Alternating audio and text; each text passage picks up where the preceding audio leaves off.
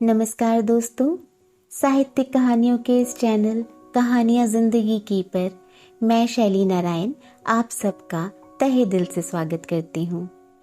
और आइए आज सुनते हैं श्रीमती महादेवी वर्मा जी द्वारा रचित एक बेहद ही मासूम से बच्चे की कहानी घीसा। आइए सुनते हैं।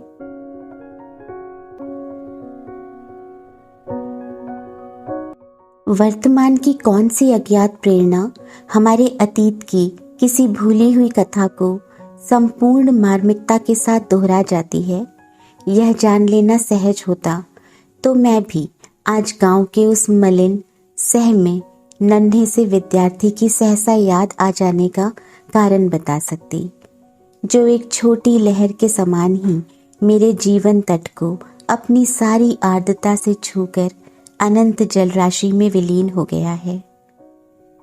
गंगा पार झूसी के खंडहर और उसके आसपास के गांव के प्रति मेरे विशेष आकर्षण को देखकर लोग जन्म जन्मांतर के संबंध का व्यंग करने लगे हैं। मुझे वहां पर समय बिताना बहुत अच्छा लगता है। दूर पास बसे हुए मिट्टी के जीर्ण शीर्ण घरों से स्त्रियों का झुंड पीतल तांबे के चमचमाते मिट्टी के नए पुराने घड़े लेकर गंगा जल भरने आता है।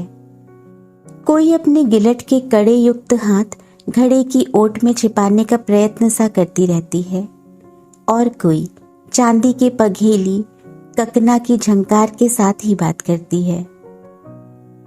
वे सब पहले हाथ मुंह धोती हैं, फिर पानी में घुसकर घड़ा भर लेती हैं, तब घड़ा किनारे रखकर कभी मलिन कभी उजली मुस्कान से मुस्कुरा देती हैं।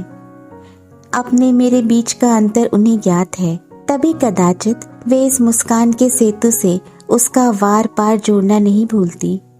ग्वालों के बालक अपनी चरती हुई गाय भैंसों में से किसी को दूसरी ओर बहकते देखकर ही लकुटी लेकर दौड़ पड़ते। व्यर्थ दिन भर गिल्ली डंडा खेलने वाले वे निठल्ले लड़के भी बीच बीच में नजर बचाकर मेरी ओर देखना नहीं भूलते। कह नहीं सकती कब और कैसे मुझे उन बालकों को पढ़ाने का ध्यान आया, पर जब बिना भवन के बिना चंदे की अपील के मेरे विद्यार्थी पीपल के पेड़ की घनी छाया में मेरे चारों ओर एकत्र हो गए, तब मैं बड़ी कठिनाई से गुरु के उपयुक्त गंभीरता का भार वहन कर सकी।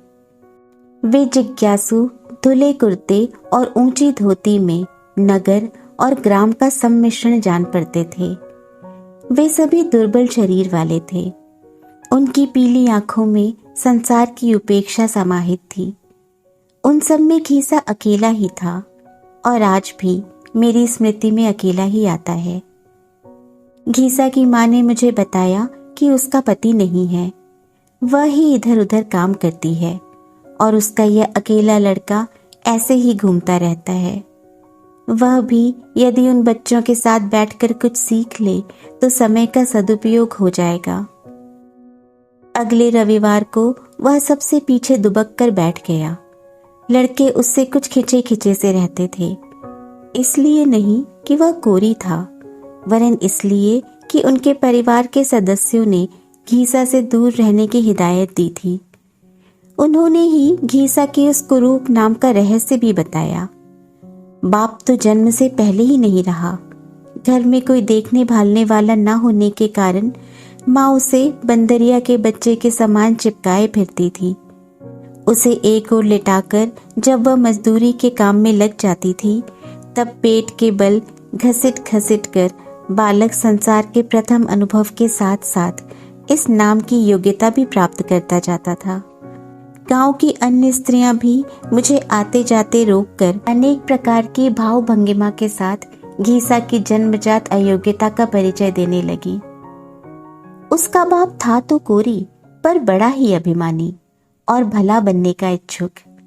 डलिया आदि बुनने का काम छोड़कर वह थोड़ी बढ़ईगिरी सीख आया, और एक दिन दूसरे गांव से युवती वधू लाकर उसने अपने गांव की सब सजातीय सुंदरी बालिकाओं को उपेक्षित कर उनके माता पिता को निराश कर डाला।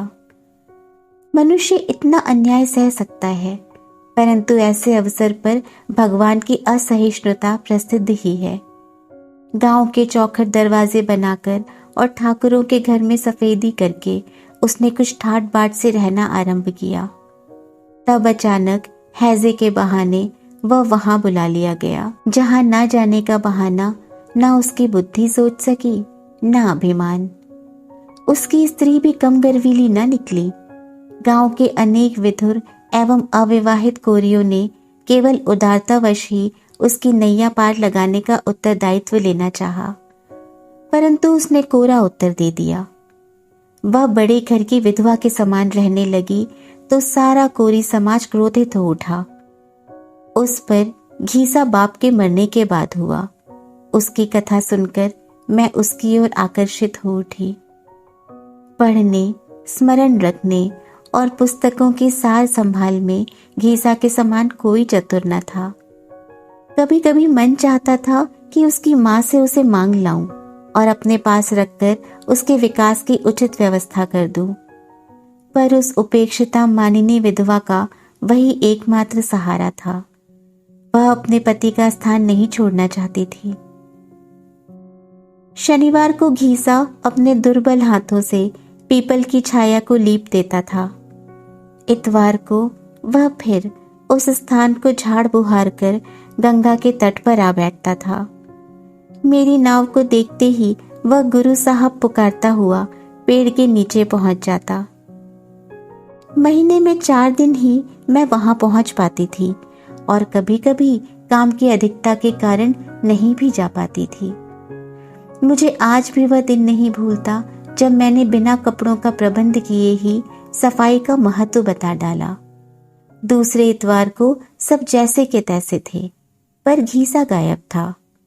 पूछने पर ज्ञात हुआ कि घीसा माँ से कपड़े धोने का साबुन लाने के लिए तभी से कह रहा था, क्योंकि गुरु साहब ने नहा धोकर साफ कपड़े पहनकर आने के लिए कहा था।